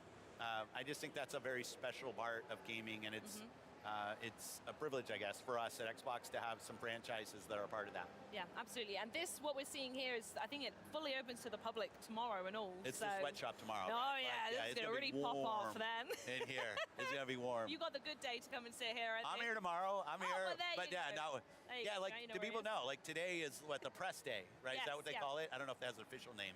I should know, but I don't know. And then tomorrow, the consumers, the players, come in. Have you ever seen like when they open the running? It's ridiculous. And then eventually at some point, I'm going to stop pointing, but the escalators, and they get so busy. Yeah. Every time I come to Gamescom with someone new, I tell them you have to see the running when it opens and the escalators when they're full. It's great. It's awesome to be back. And I think they feel like this might be one of the biggest Gamescom ever. It feels it already, doesn't it? Yeah, and it's kudos to the team here who's kept this going. They went virtual for a while, but now we're here back, and there's so many fans and players here. It's like just such a special time. And it's special for Xbox as well, as we've mentioned a few times on the show already, that it's the 10th anniversary of ID at Xbox. I have my ID at Xbox. There it is. He's sporting it. He knew what he was doing. Wear it. I'd love for you to reflect on any memories or moments you have from the introduction of ID and how it's gone over the past 10 years. I'm going to start with a couple things. Yeah. One, we always have discussions internally when new things are going to happen on the console. And there's always some different kind of feelings about the impact. When free-to-play came to console, it'll be the end of the console if free-to-play comes to console. Some people think it is. But, like, you know, clearly the console's still there and free-to-play happened. ID at Xbox. Well, when we have unmanaged partners that are building games on Xbox, what does that mean for a console? Because we started with this silly thing where publishers had 2 slots of arcade games that they could go do. It was like a silly policy in Xbox. Opening it up and allowing anybody who submits and actually has good intent to build a game on the platform has led to some of the best games that have. People forget like that Fortnite actually came through ID at Xbox. When you ask about like some of the special moments, I have to go to games from places where we'd never seen games from Xbox. I remember going to the Brazil game show and meeting the devs behind Aritana. I'm probably missing the pronunciation. But it's this, I think it was the first Brazilian developed Xbox game. And it came through ID at Xbox, and this team of guys, we were in Sao Paulo, and they came together, and I met them at the show, and it was so cool just to think, it used to be there were like 3 places. Ô, rapaziada, falando do Brasil, que da hora, mano. Olha o fio aí, ó. Fui pensando nos brasileiros, tá vendo, velho? Que isso, cara, que da hora, mano. Da hora demais. Bora ver. Now, whether it's explicit in like I'm going to do a game about Brazil, or I'm going to do a game about something else, but through the lens of what I see in the world. Exactly. And that's the thing, whether it was like Candleman, which I think was the first Chinese developed ID at Xbox game. Like I always love when we're finding new ID at Xbox games from new places and new partners. And I just think that's like, if we're going to find new players, we're going to have more creative. Pelo que eu entendi, galera, pode ser que tenha um jogo pro Brasil, hein, mano. O Phil tá vendo isso, pode ser que tenha um jogo aqui que se passa aqui no Brasil. Que legal, bacana. Feels like yesterday, or I don't remember it. I should say I don't remember. I thought you were saying actually. you were 10 years old then. No. It's a great job for a 10-year-old that you've got. No, but it's like that it was 10 years ago. And I remember though, like, trepidation. What's going to happen when unmanaged developers can build console games? You know what happened? Some amazing things happened. It did. So another thing that you talk about a lot as well is when you can play games whenever, however, and wherever you want. And I know that's something you really want to give to fans however possible. So I want to know what that commitment looks like both at Gamescom and maybe the months ahead, what that story is going to be. the critical thing we look at Teams Xbox in terms of our success is how many players. Yeah. How many players do we have? And even more and more, how much are people playing? Like, do we have a platform that has games for kind of all days of all hours of the day? Sometimes you're playing with your family, and what can I do? Sometimes it's just me time, and I want to go do things. And how many players show up? We look at our monthly active players, our daily active players. And when I say on Xbox there, whether you're playing on the cloud and you're streaming to a device that we don't know anything about, whether you're playing on a PC, and as Microsoft, we know something about the PC, or you're playing on one of our consoles. Like, those are all Xbox players. Or, like, flying over here, I'm playing on my ROG Ally on the airplane. And I think about that as my Xbox away from home, or my Steam Deck. Like, I want those things to feel as connected and as complete as an Xbox experience as any piece of hardware that we build. We will continue to focus on hardware. It's an important part of our team and what we can go do. But I don't want our hardware to be a limitation on who can actually feel like they're part of the Xbox community. If you buy hardware from us, we're going to do an awesome job supporting you. We want to make sure great games are there. If you have the device that you want to bring and be part of Xbox, we also want that to be 100% great on Xbox. And it's, as you said, it's putting the player's decision on where they want to play at the center of it. It's just there for them, whichever one they want to That's grab right. at that time. And not only is it there, my save game moves with me, my community is there, so I can make progress on any platform I want to play on, and I can grind my characters, I can make my way through the story anywhere I've been. It's one of the best things about Starfield, pointing at it. That's over there. Yeah, I've been moving. I play on work, on my PC. When I go home, I sit on my console and I go play. And it's just a continuous experience for me, and everything moves. It's fantastic. Amazing. So I also want to know, while we are here, is there anything you're particularly excited about trying, either on the booth, off the booth? What have you got your eyes on? Well, Stalker 2 was one, so it was great to get to sit and talk to the team yesterday and just connect, right, and see how they're doing. I have this funny thing with Ed Boon, where Ed and I... Galera, acabou de ser confirmado pelo Phil que Starfield realmente vai estar por streaming mesmo no Xcloud, cara. Que legal, hein? Que legal, que legal. Bacana, foi pelo menos isso, cara, pelo menos isso. Então, não foi à toa que eu paguei o Game Pass. Então é isso, mano, é isso. Única coisa que eu queria saber, beleza, bora lá. You accepted it so well, Phil. Well done. Thanks. I'm very good at coming out with a trophy and a microphone and accepting an award for work that other people did. And that team did awesome work. But I want to get over with Mortal Kombat. We had the same thing at, I still call it E3, though no one else does, but that June event, our showcase, but also I think he was in Keeley's, the Play Days thing, which was great. But we tend to fly by. So I saw him on stage because he was on, I think, right after me as I was coming off stage, which is how we normally spend time together. But really great third parties here, and I know I'm supposed to pick some obscure indie game, but I want to sit down with Ed and get my hands on Mortal Kombat, so I'm hoping I get to do that. I'm going to recommend to you, if you haven't yet, go play Little Kitty Big City. I have not. That's the one I'm not really a cat person, though. Phil! No. You have Are we going to fight? Spoil it, don't you? Because I have to thank you now for the interview, and you've just gone and said you're not a cat person. I'm a dog person. My dog's name is Oogie. Oogie? Oogie, O-O-G-I-E. Oh, okay. He's a rescue. Maybe I'll let you off. He's the most awesomest dog ever. Fine. But yeah. It's so big kitty, big city. What would say? Well, imagine if it was Big Kitty, Little City. That's a game. Someone make that one. Well, Phil, we got to wrap there. You're absolutely fantastic as always. Thank you for joining us. You are. No, you are. Enjoy the rest of your show. Thank you. Don't steal too much stuff, and I'm sure we'll speak to you soon. But now it's over to Benny and Maxi to close out the end of the show. That is day one of our Xbox Gamescom coverage in the books, but don't worry, we're just getting started. That's right, over the next 2 days, we've got more from the new Cyberpunk 2077 expansion, Phantom Liberty. We'll scare ourselves silly with Alan Wake 2, and we get hyped with a tour of this massive Xbox booth. And then day 3, we sail the high seas with Sea of Thieves. We're gonna party with party animals and check out City Skylines 2 from high above Cologne, this city. All that and so much more, so join us right back here tomorrow and Friday. Until then, happy gaming. See you then. Macht's gut. Ciao. Bye.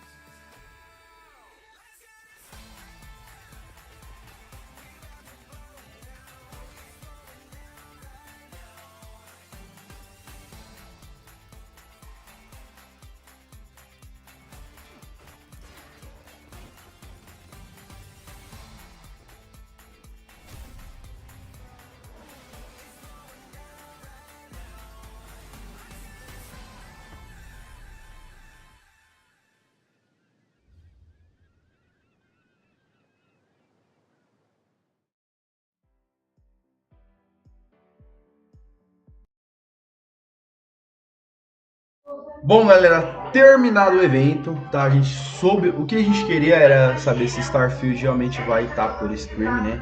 Se vai estar no lançamento. Provavelmente, pelo que o Phil falou, realmente vai estar, né? Vai dar pra você jogar de qualquer lugar, né? Como ele falou, pelo celular, se você quiser jogar no PC, se você quiser jogar no avião, se você quiser jogar cagando, você pode estar jogando aí o Starfield, cara. Que bacana. Achei bem legal isso aí, né? E terminado o evento, cara. Eu achei o evento até que mediano, eu só queria saber essa notícia mesmo, pra falar a verdade, né? Falou que vai ter alguns jogos também no Game Pass, eu acho, não sei. Eu queria Little of Night no Game Pass, mano, seria muito legal. Little of Night lá. O Litter, né? Litter of Nightmares. Beleza, mas então foi isso, galera. Tomara que vocês tenham gostado da live. Se gostou, vai deixando o like e se inscrevendo no canal, tá?